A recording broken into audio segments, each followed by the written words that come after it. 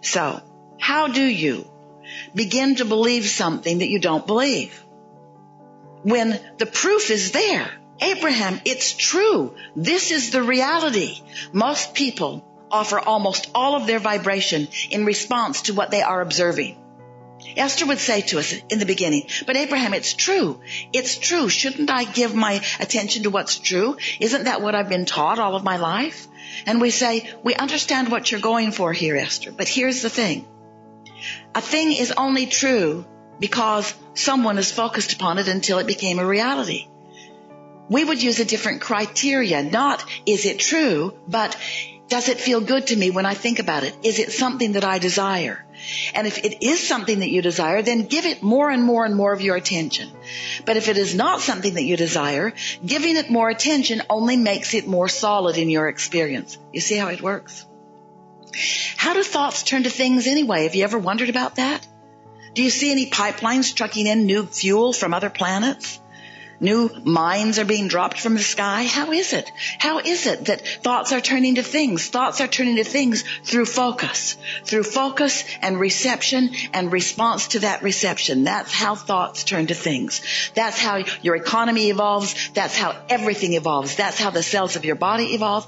Every part of evolution, which is what your eternalness is all about, is about thoughts turning to things. And so that's what we want to talk to you about. We want you to begin addressing yourself more vibrationally rather than physically. Because the physical parts of you, the physical things that you are giving your attention to, those are already manifested. That's already done. That's like gum that you've chewed the flavor out of. That really is not where you want to put your attention. You want to put your attention upon where you are going.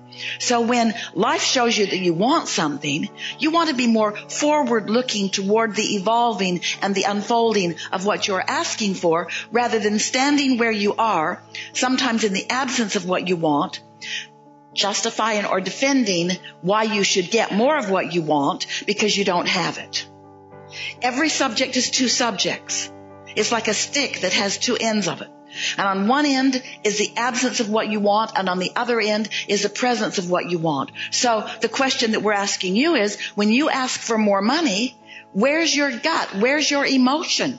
Are you standing in a feeling of desperation? Are you standing in a feeling of disappointment? Or are you standing in an attitude of appreciation and anticipation? Where's your vibration relative to the things that you're asking for? Are you more of a vibrational match to what you want, or are you more of a vibrational match to its absence? Are you more of a vibrational match to the problem or the solution, to the question or the answer? Well, we can tell you the answer. You can tell by how things are unfolding. However it's turned out so far, that's what you're a vibrational match to. It's always that way. You can tell what you're offering vibrationally by what you're living, by what you're surrounded by. So, here's what we want you to hear that may be new for you. And it really is the answer to getting past beliefs that don't serve you. A belief is only a thought you continue to think. That's all. A belief is just a thought that you continue to think. Now, we want to help you let yourself off the hook a little bit.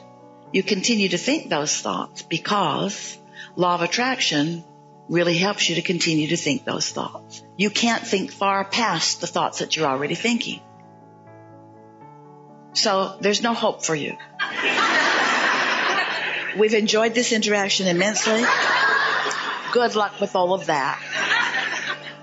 Think of us, we're living happily ever after. But there is a way that you can not so much bridge your belief immediately. You might be able to bridge a belief if you could surround yourself with other people who believe in the advantage that you have not yet given to yourself. So you may be able to bridge your beliefs if you had someone around you who knows answers to what you're looking for, and you don't know the answer, but they do, and they talk to you every day, and you get to watch them in their life, and eventually you could come to believe because they believe it and they're living it. You could change your beliefs a little bit. That's how most humans are bridging their beliefs or changing their beliefs. But there's a much easier way. So we have some questions for you before we give you this important thing, the answer to all your hopes and dreams. Do you accept that you are more than this physical personality that you know as you? So if this inner being exists, and we promise you your inner being does exist, and since your inner being does exist and your inner being is standing in complete knowing of what you're asking for, in other words, knowing, seeing the vibrational version of it, and knowing that this vibrational version, just like a seed in the ground, can grow to the full manifestation that you're looking at. The seed to the abundance you're looking for, the seed to the physical wellness, the seed to the relationships that you want, the seeds to all things that you have been asking for. Since your inner being is there with those seeds, do you believe that your inner being is there with the beginning of what you're asking for? And do you understand that now you've got to do something about letting this vibrational version be realized by you? Your inner being doesn't have the right or the wherewithal to assert anything into your experience. You got to sync up with it. So you have to become a believer of the vibrational reality before the vibrational reality can come into your experience. We wrote a whole book about it, a couple of books about the vortex and about how everything you want is there. And so many of you followed us to a certain point, but it became annoying to you. All right, Abraham, I get it. Everything I want is in the vortex, and you want me over there at the doorway of my vortex so that I can get what's in there. But just tell me one thing, Abraham. How do I get the money out of the vortex and into the bank? Enough of this vibrational version already. I'm sort of sick of hearing about the vibrational version. I live in the real world. I want it to come out into the real world where it can be part of my manifestation. And we say, it is already a manifestation, but feel the difference between a manifestation. A manifestation is whatever you're living and feeling in any moment, and every moment is a manifestation. But feel the difference between manifestation and your realization of it.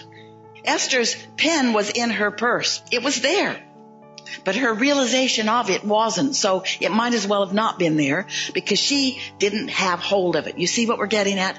And so much of what you want is just like that pen in Esther's purse. You're walking around with it all day, every day. It's just a reaching in and pulling out. That's all that's required. But because you believe it isn't there, you don't do that. So do you believe that there is a vibrational version of what you want that has progressed in varying degrees, some of it ripe and ready for you to experience?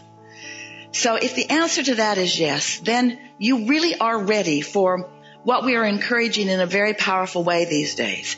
You're ready to deliberately put yourself into the receiving mode where you can receive the impulses about it. And this is different than bridging beliefs, because bridging beliefs takes time. Bridging beliefs means you have to take hold of a belief that you've got that is in defiance of something that you want and make it no longer in defiance of something that you want. Have you ever talked to anyone? You believe one thing and they believe another thing, and you're talking to each other and you both wish to convince the other. And after an hour or 2 or 3 or 4 or 5 or 6 or 10 or 20 or years of interacting with them about that, they just stand strong in what they believe and you just stand strong in what you believe, and no headway is made in convincing the other. You know about that? You've got that exact thing going on inside of you, where I want this, but you've got beliefs that keep your desires from being realized by you, and it's unnecessary. So what do you do about it? Do you want to argue with yourself for hours or weeks or months or years? Or would you like a suggestion for a much simpler route? Yes. We thought you'd say that. When you quiet your mind, you stop all thought. And when you stop all thought, all beliefs, ooh, you're really going to like this. So we're going to start in a different place because we really want you to hear this. Imagine a cork floating on the water. And let's just say that this up here on this surface is alignment with your source, pure positive energy. Now you can hold that cork under the water, and let's call that negative emotion. Let's call that beliefs that don't serve you. When you let go of it, it's going to bob right back up there to the surface. So when you meditate and you quiet your mind, you bob back up to the surface. And when you bob back up to the surface, when your vibration rises because you're not holding it down with things that your inner being knows are not true, when hatred and fear are disengaged And in their absence, you just move right back up into the natural love and pure positive energy that is you. That's what we call the receiving mode, which means now you are at the doorway of your vortex. Now, in that absence of contradictory beliefs, the beliefs of your inner being are dominant. In fact, they are only. When you meditate and quiet your mind and allow your vibration to rise, now you are only the frequency of your inner being. Now think about what we've been talking about already here today. So here's your inner being and this vibration, and here's you and this vibration, and everything you feel is about the mix of that. If you are in tune with your inner being, you feel wonderful. If you're not, you feel less wonderful to varying degrees, all the way over to awful. But when you meditate and quiet that part of your vibration, and your vibration rises, now you are at the doorway of your vortex. Now you are in the receiving mode. Now what your inner being knows about everything, and what your inner being knows mostly about is you, now it is your knowledge too. And so now ideas begin to flow to you through your path of least resistance. So when you are in meditation and a thought comes to you, that thought is a thought worth listening to, because it's not from this receptive mode of fear. It's from this receptive mode of knowing who you are, what you want, what's in your vortex, what's already been allowed by you to play out. Your inner being knows where you stand in relationship to everything you want, and knows your path of least resistance to guide you to it. Isn't that nice? So you're at the doorway of your vortex, and you might not be ready yet to translate into words like Esther is doing here, but you'll receive impulses, maybe an impulse to do something or an impulse to call someone. But then you're going to get back into your day. And as you get back into your day and you start observing what's going on in your day, you're probably going to reintroduce more resistance back into your experience. So the closer to meditation, the more likely you are to more clearly receive the answers that you've been listening for. The further into the day you get, the more you're going to start behaving like you usually do. But can you feel how, after a few days of this, or weeks of this, or even years of this, where you quiet your mind and tune to the frequency of who you are, that you could become more guided by that broader perspective? Esther's been asking herself a lot. Now, she's been receiving us since 1985. That's a long time. And yet, even today, she will ask herself as a thought comes, because your receiver is always on, isn't it? As a thought comes, she will ask herself, where did that thought come from? Now, if the television's on, it's pretty obvious where the thought came from. But when she's just taking her walk, or when she's in the shower, or when she's moving about in her day, and thoughts come as they do all day, she's been stopping and saying, where's that thought coming from? What receiving mode am I in? What train of thought led to that? Was I in the receiving mode of worrying about things, or was I in the receiving mode of appreciating things? And in time, you will come to realize that you have a very broad view helping you out. Some years ago, Jerry and Esther were in San Antonio. They live outside the city limits. And they'd gone into Bernie, the little town where they pick up their mail. And they couldn't get to the post office because there was a flood. The Cibolo Creek had overrun its banks, and the post office was flooded. They couldn't get in. And so they went home, and they immediately called their friends who live in San Antonio, which is downstream. And they own a ranch in San Antonio, 1,000 acres, and that Cibolo Creek runs right through their ranch. And Esther called and said, the Cibolo Creek is out of its banks up here. The post office is blocked off. We couldn't even get in. And it's headed your way. And so their friends were able to get the tractors out of the pastures and move the cattle and the horses out of the pasture. And as the creek made its way there in the next half hour or so, everything went well for them. And then Pat called and said, it sure is nice to have a friend upstream. And that really is the point that we want to make with you. You have infinite intelligence adoring you and upstream and aware of you and everything that is important to you.